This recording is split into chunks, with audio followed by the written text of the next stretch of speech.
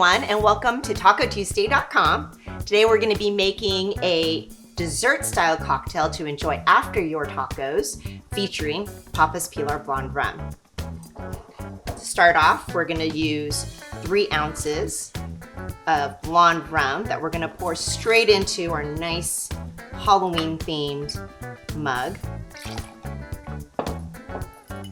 Next, we're going to add some homemade butter batter.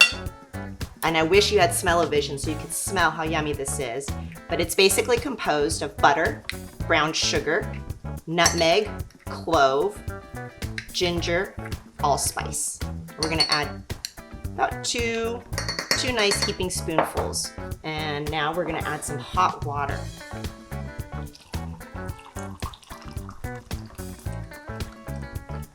And to fit in with the TacoTuesday.com theme, we're going to add a little bit of Liqueur 43's chocolate liqueur. And what this is going to do, it's going to transform this hot buttered rum into almost a Mexican-style hot chocolate.